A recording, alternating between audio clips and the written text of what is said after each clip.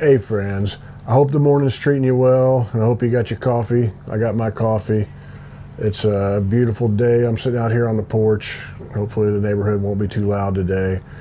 I saw a little news article that said that Kurt Cobain's Fender Mustang, I believe it was a 1969 Mustang that he played in the Smells Like Teen Spirit video, that's sold at auction for $4.5 million, which is a whole lot of money.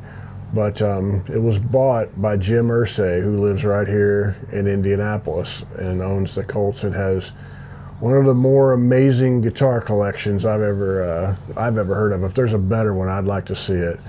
But man, that's a lot of money. I think some of the proceeds from the sale went towards some kind of a mental health awareness campaign, so that's good to hear. But do you guys know the guitar I'm talking about? I didn't remember. I knew he played Mustangs, but I didn't remember a particular one. And but I watched the video for Smells Like Teen Spirit again, and you could see it was one of them with like the racing stripe on the side of the body, which are really cool. There were only a few years that they put those on Mustangs, but those are really cool looking ones. But I'll guarantee you that Kurt Cobain did not pay. I mean, I really would bet a lot of money on this, but I bet you Kurt Cobain did not pay over $300 for that guitar, and he might have got it for $75 or $150. Back in those days, you could buy Fender Mustangs. I mean, nobody cared about them. Nobody liked them or cared about them. You could buy those for $75, $125 at every local guitar store all day long. And that's kind of why a lot of those guys and, those, I don't want to say the word grunge, but a lot of the early 90s bands, the bands that broke out in the early 90s, like that had been around for a while, but like Sonic Youth, they would have their guitars in a lot of alternate tunings, and sometimes the guitar would all have the exact same string, all E strings, all tuned to the same note. They had a lot of different ones, but you could buy those Mustangs for nothing, and they were a decent quality guitar, and then they'd throw a humbucker in it or whatever and just go ahead and change them up. And I think a lot of those bands bought those because of that. They were cheap, and they could go ahead and put fuzz pedals, run them through fuzz pedals, and you could get them all day long and have a lot of interesting, neat guitars. And there's probably something about the aesthetics of having a guitar that no one else wanted, something that no one else valued. There's something very punk rock about that, and I'm guessing that has something to do with Cobain digging those. There are probably videos out there that go way down the rabbit hole. I've never really been that far down the Kurt Cobain rabbit hole, so I don't know. But that's a really neat guitar. Now, there's a personal story. I posted a poll a couple days ago. I'd never done a poll before, but I thought, what the hell, I'll try it. I got these image polls on YouTube now, and I put 4 pictures up, and what that's from was, I don't know how long ago, 5 or 6 years ago, I was still living in Nashville, and I had a gig at the Hi-Fi here in Indianapolis, and I had somebody contacted me. His name was Chris McKinney. If you're out there, Chris, I hope things are good with you. And he said, hey, I take care of Jim Irsay's guitar collection. It was his job to be the person that takes care of those guitars. And he's like, well, I see you're playing at the Hi-Fi. If you have any interest in coming by and seeing some of these guitars in person, I'd be happy to show them to you. And I'm like, you didn't have to ask me twice. Like, yeah, let's do that. Hell yeah, I want to see these guitars. And so I remember I played the gig.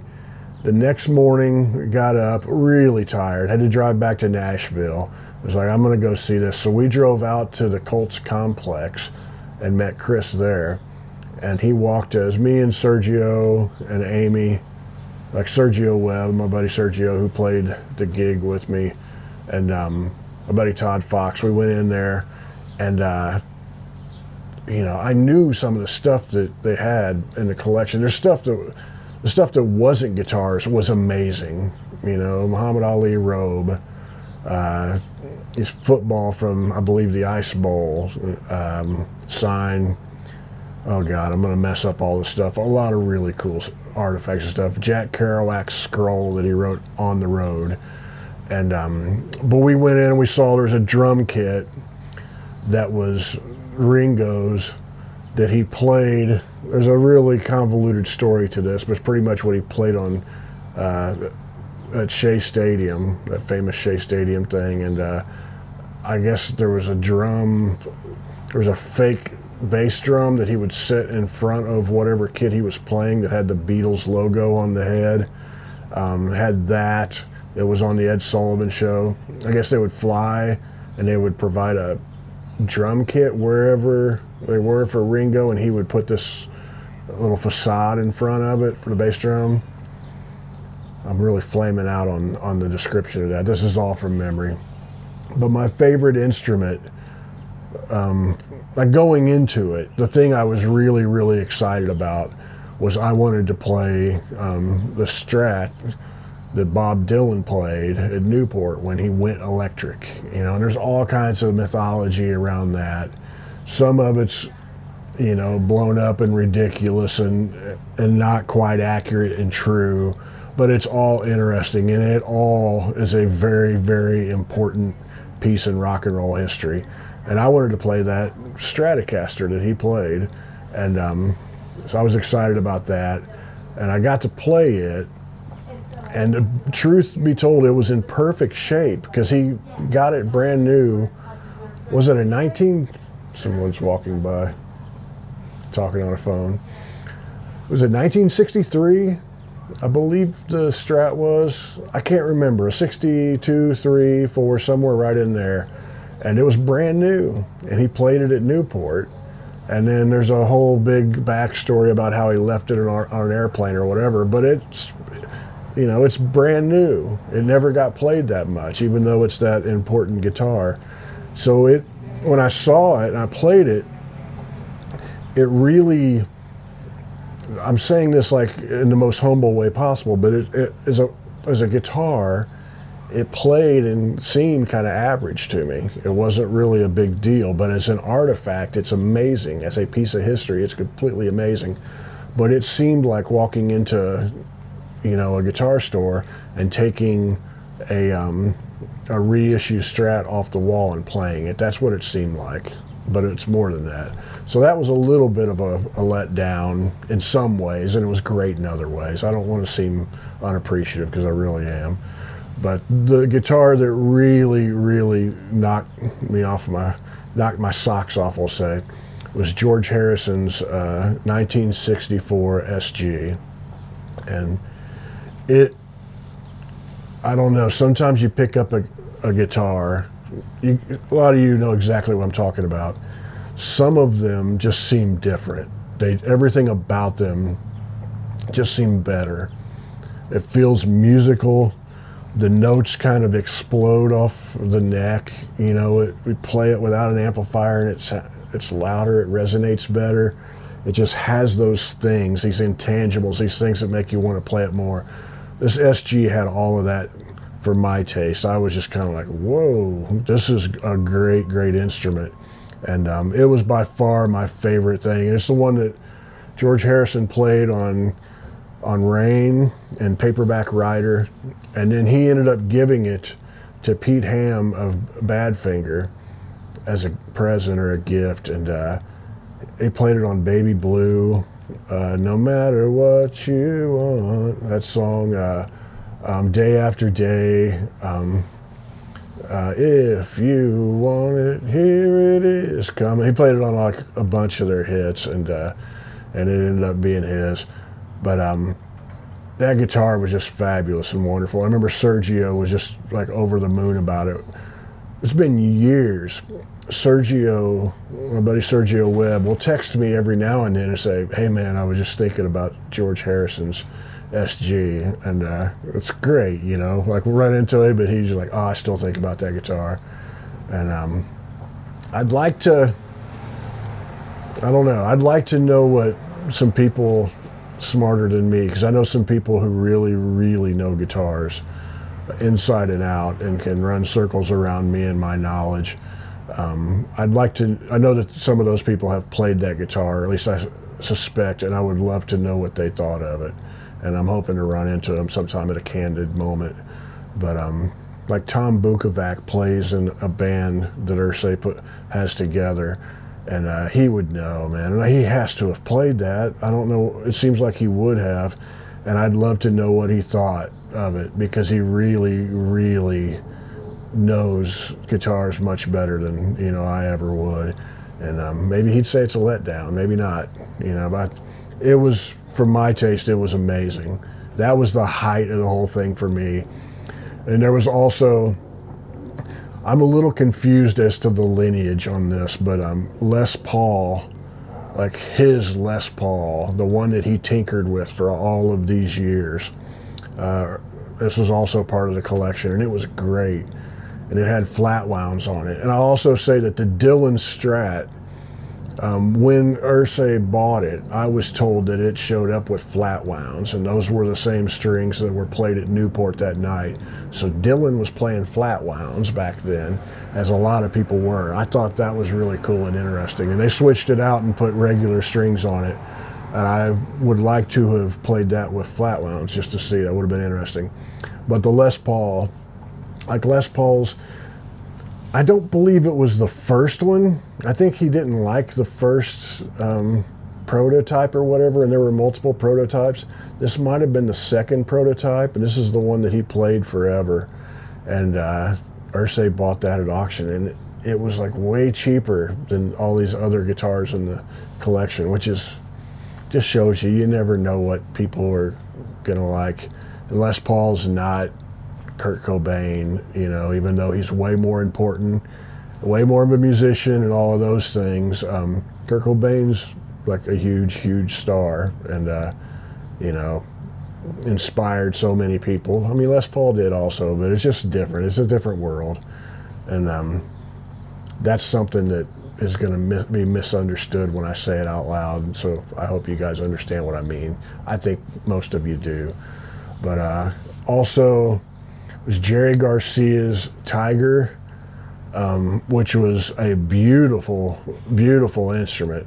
I mean, really beautiful. And when you held it, it felt like it was this weird mixture of craftsmanship and science. Like there had, whatever was going on with the electronics, there was a lot going on there, and it seems like I'd need an electrician to help me figure out how to turn the volume up on, or switch pickups or something. It was pretty complicated and strange, but beautiful, and just a really nice looking thing. And when you play it, some of you out there are like shredders, you're the Yngwie Malmsteen type people or whatever, and you can do all of that stuff and you're into that. Some of you have friends who are like that, and you've played their guitars. Those guitars just play different, and it's kind of weird, like when you play a guitar that is set up for somebody who grew up digging Jimmy Page, or Keith Richards. The guitar fretboard feels different on these kind of guitar players' guitar than it does on those shredders' guitars. Jerry Garcia's guitar felt like a heavy metal shredder's guitar, like the neck. It was a really, really fast neck, like you could play lightning fast licks, even though that's not what he did. That surprised me, and I don't know what to make of that. I've asked friends of mine. Here comes a van. We'll pause as the van goes by. Oh, maybe they're stopping here. Maybe they'll walk up on the porch and deliver something on camera. But I've talked to friends of mine who are really big, great guitar players who love Jerry Garcia, and they're kind of like, that makes a little bit of sense, really. And I don't really understand how that makes sense or why it makes sense, but that's what they would say. So I'm just throwing that out there to offer it. And so Irsay has these guitars. It seems like it's important to him for them to be seen in public, for people to be able to interact with them. So whenever there's a lot of different kinds of local gatherings that like are music centered here, he will have a couple of the guitars brought out and shown. So, you know, it might be behind a glass case, but people can go and look and be like, oh, there's that there. I remember the Prince guitar, whatever the one is with the weird looping thing off of the, you know, the body kind of goes over the neck and loops around. He owns that. I'd seen that. I played around on it a little bit once. It didn't look very good on me. And but he'll display things like that. And the last one that I saw was he just bought, I think there's 2 David Gilmour guitars. The one that I saw was an old Martin that he played on Wish You Were Here. And that was pretty neat. And since, as the years went by, Chris no longer works for Irsay, and my buddy Eric Johnson, who I've known for 25 or 30 years, he's the guy now who takes care of the collection, which is really great. He's a smart, passionate guy. And him and his brother Mark have a great recording studio here in Indianapolis. And I recorded a few of the songs off of my album One Dare Whispers. I recorded it at their place. You know, it's probably been 12, 13 years ago, something like that. So that's a neat tie-in. And one day I will bother him about going to see guitars. But the thing that was the funniest for me about this whole little episode here this week about him buying this Kurt Cobain guitar, for some reason, I'm on these email lists from publicists. Now, I'm nobody. I'm not press. Whatever the hell I am, I don't know. But a guy that had a podcast, and now I talk to people, you know, just talk to people on YouTube here. But years ago, I started getting on these publicist lists, and they would email me stuff. And I was never interested in any of the people that they wanted me to interview for the podcast or whatever. That's cool though, you know. They'd send me something, and there was a couple people that reached out that were publicists, and I'm like, hell yeah. Like Reggie Young was one, and I'm like, I remember being in Amsterdam and getting that email, and I'm like, finally, a publicist reaches out to have me interview somebody, and it's somebody I've wanted to meet for years, you know. So that was that. But I get just a ton of these emails each week. As the years go by, even though I never respond to them, I just keep getting on other people's lists. They probably sell them to each other for all I know.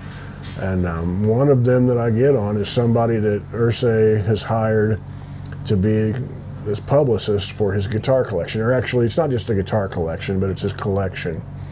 And so I started getting these, and that's how I got this email with a press release about him buying this guitar. A couple days later, I get an email saying they're having a special unveiling of the guitar in New York.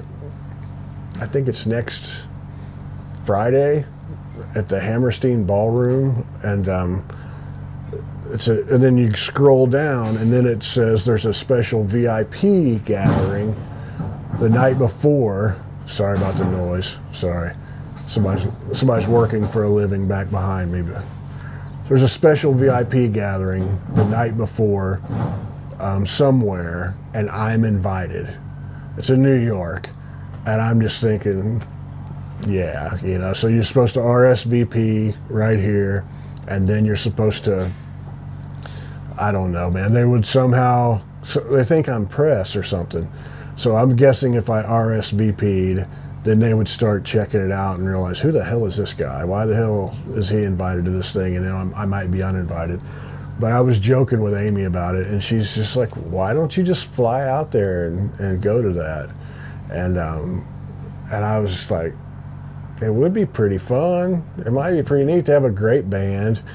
They have Mike Mills from REM playing bass, Tom Vukovac playing guitar, Kenny Aronoff on drums, and Kenny Wayne Shepherd, Mike Wanchik from Mellencamp's band, and Natalie Merchant is going to be a guest singer or something at this VIP thing. It's like, that sounds like a sort of thing I'd like to go hang out at anyway and see. And then I saw prices on flights and hotels, and I was like, I'm not going. So I'm not going.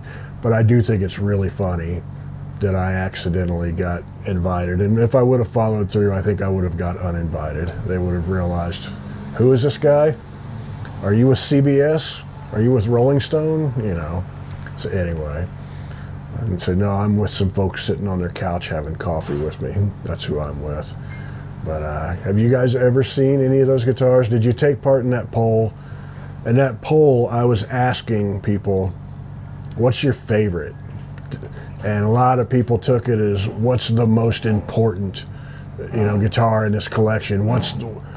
Thinking one's better than the other, and I didn't mean it like that at all. I said I liked it, since I'm a Dylan freak, the Dylan one was the one going in that I was really excited about. But as far as being a guitar player and playing it, the George Harrison one was like, whoa, just that got me excited as a guitar player, just playing an instrument, if there was nobody's name attached to it or anything. But which one did you guys get excited about? Did you see the little poll thing? Did you care one way or the other? And two other quick things that I'll say before I get out of your hair. I never remember to ask anybody to subscribe. If you want to subscribe to this, that'd be great. If you don't want to, I can't make you do anything, I'm not sure I want to make you do anything. That guy didn't want to subscribe. But if you want to, that's great, man. There's like, I see these stats behind the thing, and there's like 80% of the people who watch this aren't subscribed. I don't know. They also say that's a sign of a healthy channel. So that means there's new people seeing this all the time, and that's good. But also, last week, I never mentioned that I have stuff that I sell at otisgibbs.com.